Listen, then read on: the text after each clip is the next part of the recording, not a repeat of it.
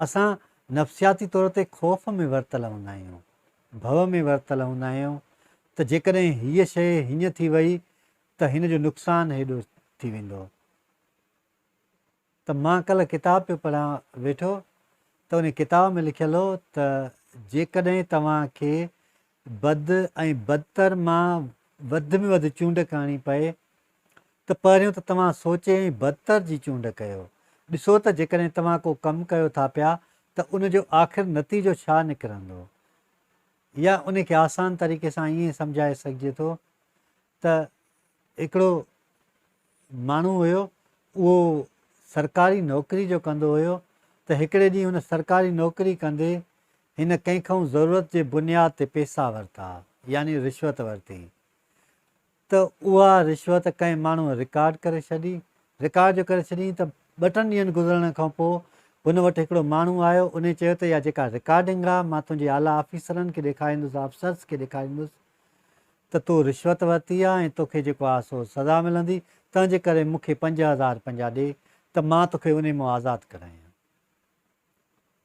त उहो माण्हू पियो चए त मूंखे निंड न पई अचे, सॼी राति मां सोचां पियो वेठो त हाणे इहे जो मां 5,000 ॾियणु शुरू कया त वरी ॿीहर मां हुनखे ॾियणु शुरू कंदुमि। हालांकि चई जेके मूं पैसा वरिता त उहे पैसा वठी उते ई ऑफिस में मूं ख़र्चु करे छॾियो ऐं उनजा बिल वग़ैरह ठाहे छॾिया। त चई सोचींदे सोचींदे राति जो बसि मूं फ़ैसिलो कयो त हाणे जेकॾहिं मां हुन खां पैसा हुनखे नथो ॾियां उहे त उनजो नुक़सानु मूंखे छा पवंदो। चई मूंखे या त सस्पेंड कयो वेंदो, या नौकिरी तां कढियो वेंदो, या ॿी का सज़ा ॾिनी वेंदी। चई जे नौकिरी तां कढियो वियो त मां कंहिं ॿिए प्राइवेट इदारे में या कंहिं जॻह ते कमु कंदुसि वञी, पर हिन अज़ियत मां त मुंहिंजी जान छुटी पवंदी।